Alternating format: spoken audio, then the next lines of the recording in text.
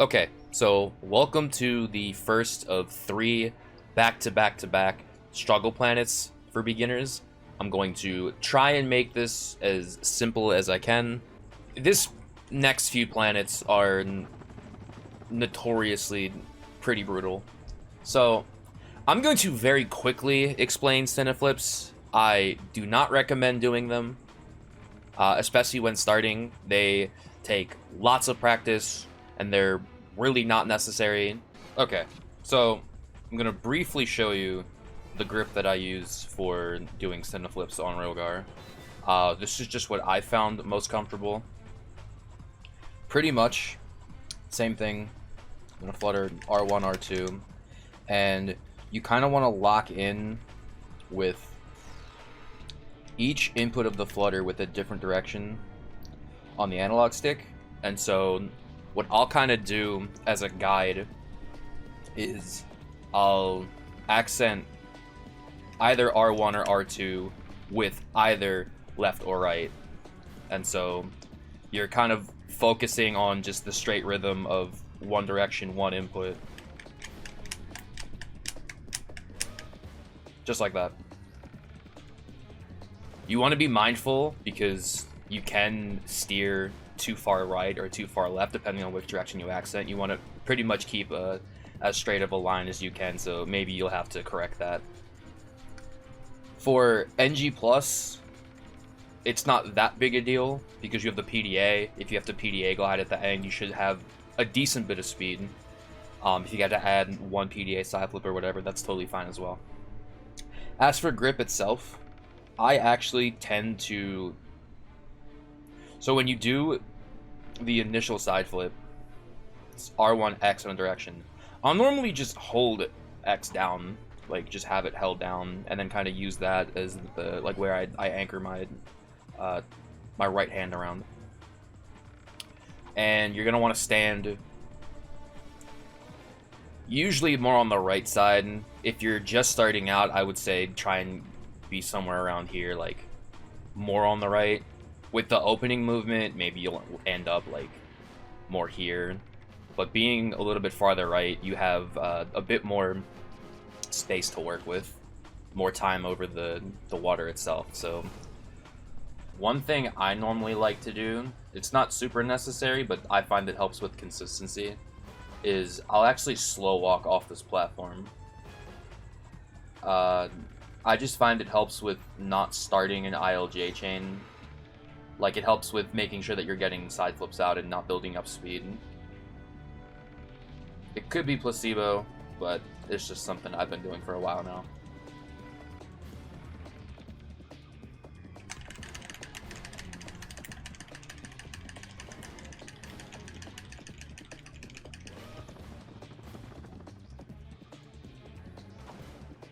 So normally they say that you want to go 9 o'clock, 3 o'clock.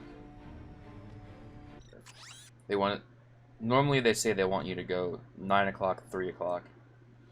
And you kind of want to be more like 10 o'clock, 2 o'clock. Slightly above that. Like, this is fine.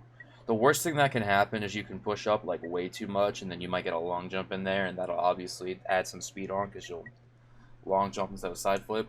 But if you go, like when you're doing 10 o'clock, 2 o'clock naturally, because of how vigorous you have to be, sometimes you'll descend a little bit, and that'll actually put you at 9 o'clock, 3 o'clock, so that's still fine. If you start at 9 o'clock, 3 o'clock, and then descend downward, there's a very... I'll even try and show this.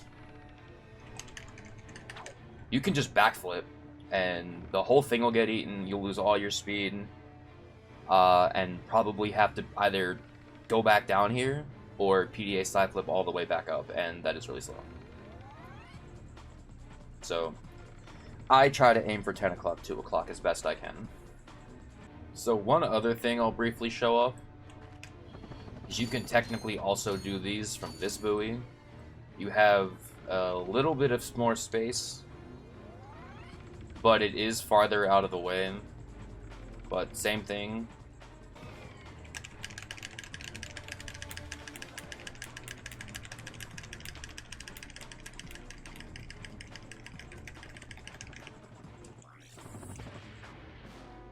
One other thing I'll briefly mention, it's pretty unlikely that it'll happen, but it almost happened there, so I will mention it.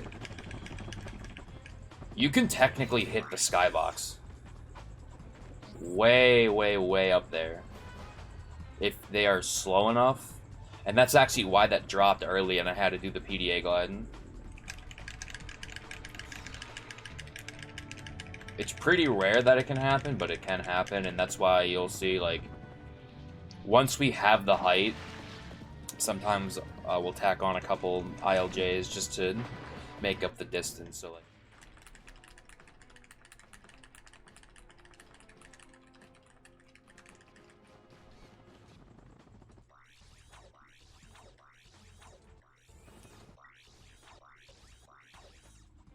Okay, so now I'm going to give you a couple alternatives that you can do. So, an easier way of getting over there, basically you're just going to infinite long jump across the gap here, and then PDA side flip up top. For a beginner-focused route, this will definitely get the job done, so that looks like this.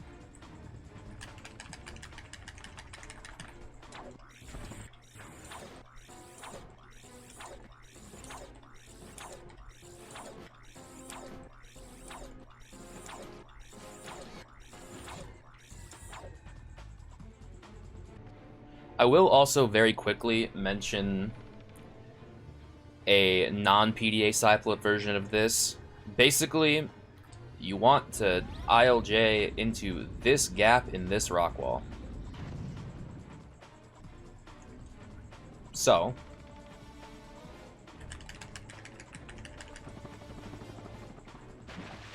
swim under, jump up here, long jump, swim a little bit, dive under. And this is actually the elevator up to that platform. So, go back up. And there you go. Okay, so from here, we're just going to get the cutscene. We're going to bribe the bouncer. And then one midair, and if you got to do a PDA open, that's fine. Ideally, you're going to try and catch the cycle on this buoy, so that when it tilts down, you can ILJ right back to the ship.